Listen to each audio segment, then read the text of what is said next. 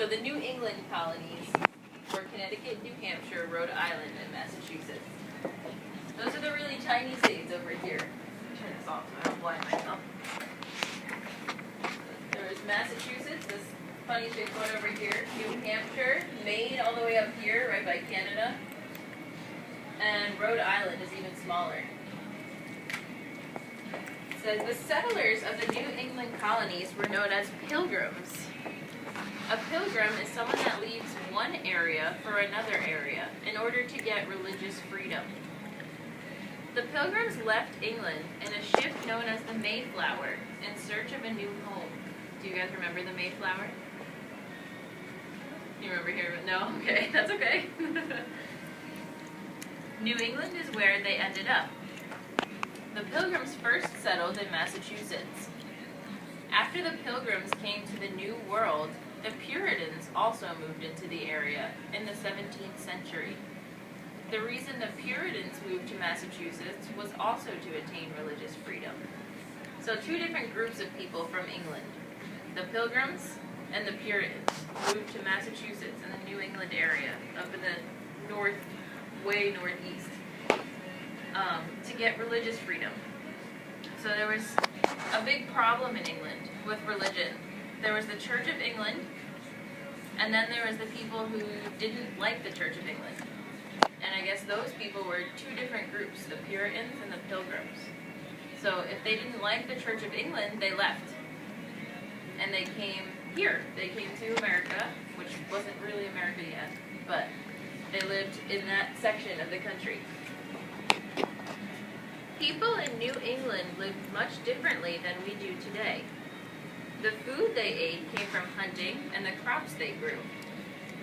The soil in the area was thin and rocky, so they were not able to have good enough crops to make additional money off of their land. The women in these colonies made their clothing, and they worked hard to produce their own supplies. Anything that was considered to be a luxury that they could not make or grow themselves, such as tools or cloth, they had to purchase or buy from England. The New England colonies were able to make money by trading lumber, furs, and fish. Lumber is like wood, like firewood. Yeah, we did know. Yeah, you learned all this stuff too? Furs off of animals and fish out of the ocean. The Middle Colonies. The Middle Colonies consisted of the following areas: New York, New Jersey, Pennsylvania, Delaware, and Maryland. Does anyone want to come up to the map and show me where any of those are? Which one? New York, New Jersey, Pennsylvania, Delaware, and Maryland. New Jersey. New Jersey, Wait, New York, New York? yep, Pennsylvania, Yeah. Delaware. It's tiny. You know where it is? Yep, Delaware and Maryland. Right below Delaware. Good. Awesome. Oh, yeah. So it's right under the New England colonies, right? The next page. Who wants to read the first paragraph on the next page or try it? Does anyone want to try it? No. That's okay.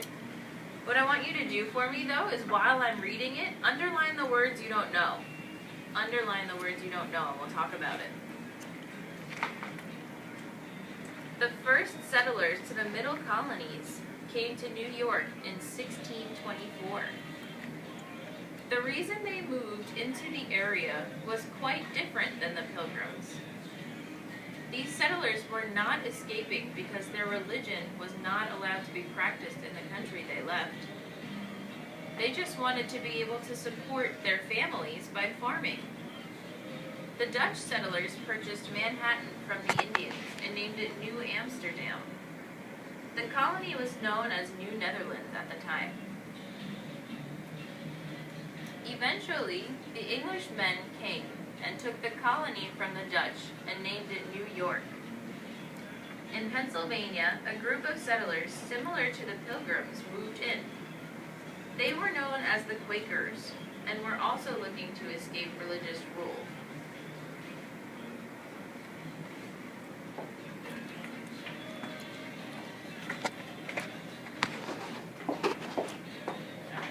some of the words you guys underlined?